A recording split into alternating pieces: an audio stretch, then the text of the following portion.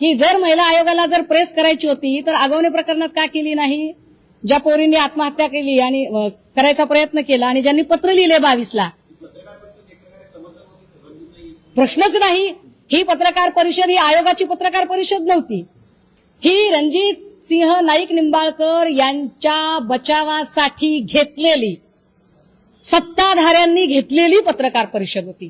कारण बघा, त्या पत्रकार परिषदेत जर मी 1 वाजता फक्त आणि फक्त तपास यंत्रणेवर प्रश्नचिन्ह निर्माण केलेत, 1 वाजता मुलगी का गेली, हॉटेल कुणाचं आहे, डेड बॉडी का उचलली, हस्ताक्षराच्या वर मी प्रश्न विचारलेत. म्हणजे माझे प्रश्न हे सगळ्या लाईन ऑफ इन्व्हेस्टिगेशनचा भाग आहे.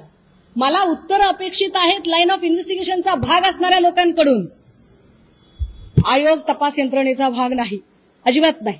ते आयोगाने मध्ये पडायचं कामच नाही. आयोगाला जिथं मध्ये पडायचं तिथं कुठे पडतोय आयोग?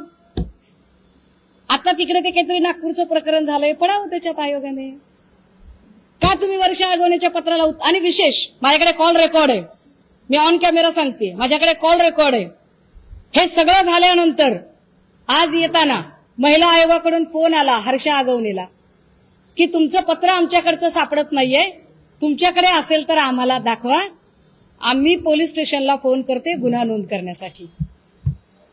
हे ते पत्र त्या मागत होत्या.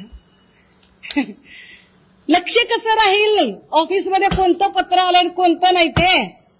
आयोगाला जर लक्ष द्यायचं असेल ना, तर आपल्या कार्यक्रमामध्ये जिथं आपल्या पक्षाचं चिन्ह आणि नेत्यांचं बॅनर लागतंय, तिथं जो लावणीचा प्रोग्राम झालाय तिकडे लक्ष द्या. आणि नोटिसा पाठवायच्या असतील तर लावणीचा कार्यक्रम घेणाऱ्या त्या लोकांना आयोग म्हणून नोटिसा द्या, तिथं तुमचा बडगा दाखवा. इतर ठिकाणी तुम्ही कॅरेक्टर असोसिएशनच्या भानगडीत पडायचं नाही. अन्यथा आम्ही सभ्य आहोत, सज्जन आहोत, सुसंस्कृत आहोत, पण सहनशीलतेचा अंत बघू नका.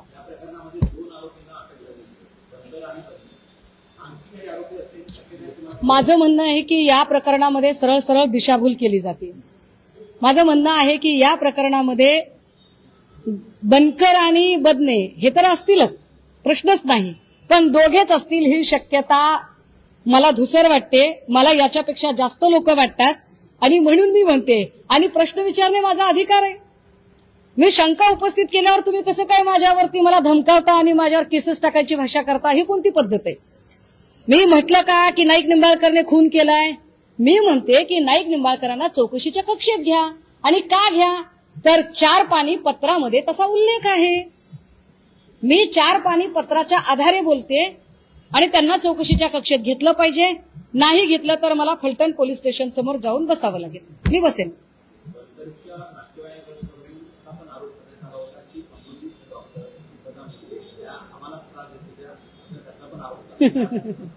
दादा, काल मी पत्रकार परिषद घेतली.